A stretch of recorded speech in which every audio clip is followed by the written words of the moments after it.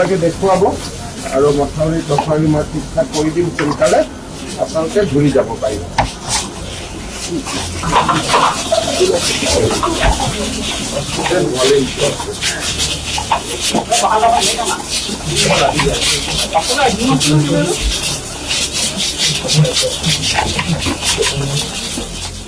আপোনালোক থাকক, ইয়াত যিমান সুবিধা লাগে কৰি দিব আৰু মথাউৰিটো সোনকালে বনাই দিম, ঘূৰি যাব পাৰিম।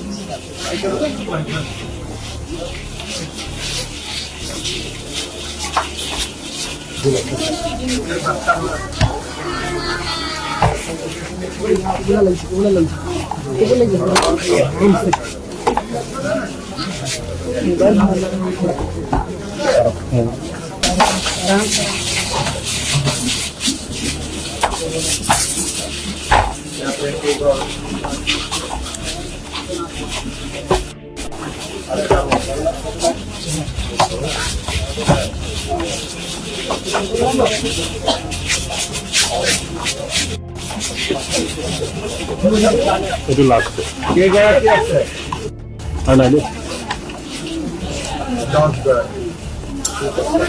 তাৰ পৰা আহিছে নহয় জানো? ঘৰত পানী উঠি গৈছে আপোনাৰ?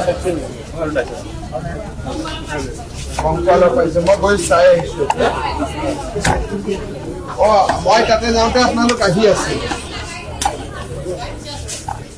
ঠিক আছে, মই সোনকালে ঠিক ঠাক কৰি দিম ৰাস্তা পথা।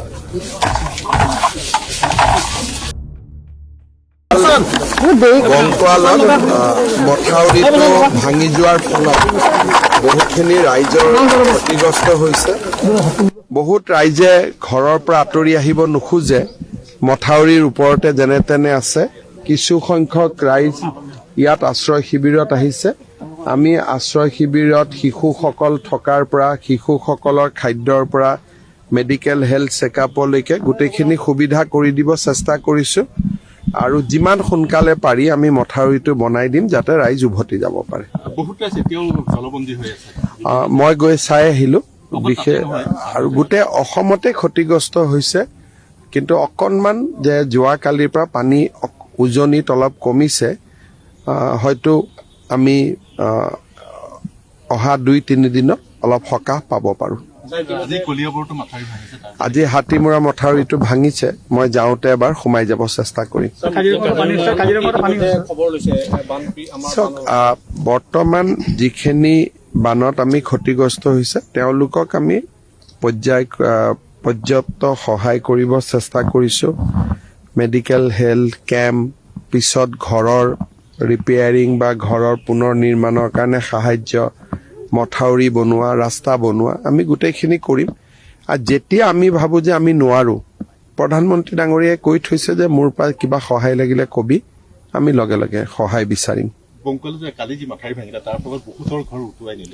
মই গোটেইখিনি চাই আহিলোঁ আজি, আৰু ডিষ্ট্ৰিক্ট যাৰ যাৰ ঘৰ কমপ্লিট বেয়া ভাঙি গৈছে, অৰ্ধ ভাঙি গৈছে বা আংশিক ভাঙিছে, এই গোটেইবিলাকৰ মই সূচী বনাব দিছোঁ যাতে যিমান সোনকালে পাৰি তেওঁলোকক আমি ক্ষতিপূৰণখিনি দিব পাৰোঁ। যদি পানী কমে তেতিয়াহ'লে আজিকালি এটা টিউব আছে, আমি টিউবটো বহাই দিলে মানুহখিনিয়ে সকাহ পাই যাব। তাৰ কাৰণে অকণমান পানী লেভেলটো কমিব লাগে। যোৱাকালিৰ পৰা পানীটো বঢ়া নাই, কিন্তু কমাও নাই। মই আশা কৰিছোঁ আজি যদি নতুনকৈ বৰষুণ নহয়, আজিৰ পৰা হয়তো কমিব। কমিলে 2-3 দিনৰ ভিতৰত, 4 দিনৰ ভিতৰত যেতিয়াই সুবিধা পাওঁ আমি জিঅ' টিউবটো বহুৱাই দিম। মই এতিয়া কাজিৰঙাটো গৈ চাই আহিম। কাজিৰঙাও পুৰা সম্পূৰ্ণভাৱে জলমগ্ন হৈছে, নেশ্যনেল হাইৱেৰ কাষ পাইছে পানী। বহুত দিনৰ মূৰত ইমান পানী হৈছে, কিন্তু আমি গাড়ী মটৰ ৰেগুলেট কৰিছোঁ যাতে বন্য জীৱ জন্তুৰ কোনো ক্ষতি নহয়।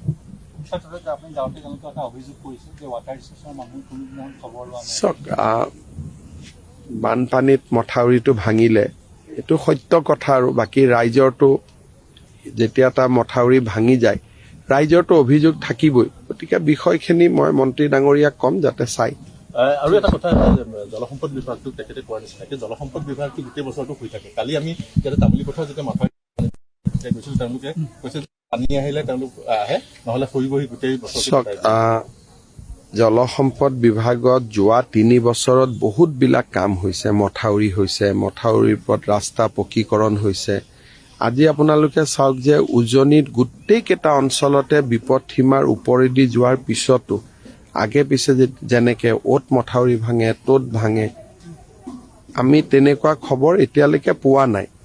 আৰু নিমাতীত বা ডিব্ৰুগড়ত ইমান পানী উঠিছে যে এইটো আগতে 2014-17তো ইমান পানী উঠা নাই।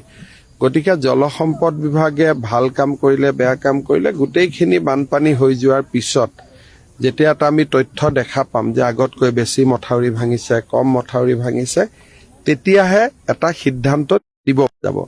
এতিয়া সকলোৱে নিজৰ নিজৰ কাম কৰি আছে। এই মুহূৰ্তত যদি মই ইয়াত ইনকুৱাৰী ত'ত ইনকুৱাৰী এইবিলাক কথা কওঁ, মানুহখিনি কাম নকৰা হৈ যাব ভয়তে।